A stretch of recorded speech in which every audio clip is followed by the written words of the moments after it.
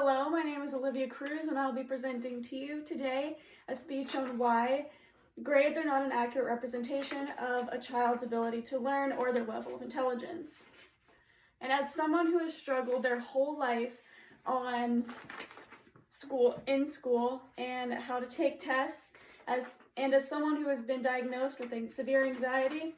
and multiple learning disorders, including dyscalculia, mild dyslexia, and attention deficit disorder, I believe that the education system does not help these kids, and I believe that it is very difficult for them to realize that they are able to learn without being told that they're stupid. There are many individuals that could possibly agree with this or disagree, depending on if you were a child that did really well in school, that was maybe better with book smarts than street smarts, or if you were a child that was, on the vice versa, very good at street smarts and not book smarts, even though those are two things that might be completely different in your mind, but at times can come together. And there are things you should take into consideration to know if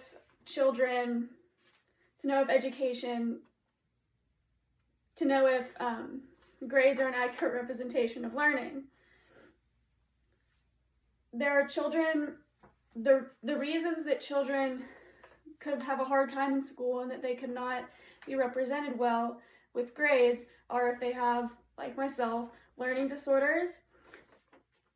or if they have the ideology behind the school of perfection and how schools believe that perfection and straight A's are a great way to show kids that they're going to do well in life, even though that might not be the case for some individuals. And also, there are some teachers who can be distant from the idea of teaching kids in a different way, and there are some teachers who can be very inclusive to teaching kids in a different way. And as I said before, someone who has struggled with mental health and learning disorders, I think that the education system needs to be well-versed in learning about these kinds of things for children. And as I grew up with someone who has dyscalculia, which is a form of dyslexia with numbers and a memory processing disorder, I think that I was told multiple times throughout my life that I was stupid, even though, come to realize, I am not, and I just had a very hard time remembering numbers.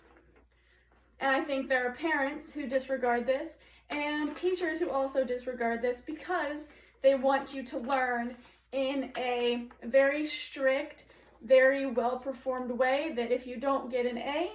then you are not smart. And I think there are teachers as well, such as mine, who weren't educated on topics.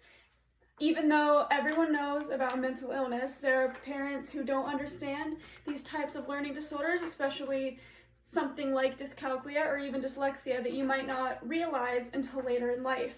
And when the parents don't recognize this, and when the teachers are not educated about these topics, therefore children are considered stupid, or they're not trying, or things that they're doing don't mean anything. There is also an ideology in elementary, high school, and college education that straight A's and perfect grades are how you're going to succeed in life. And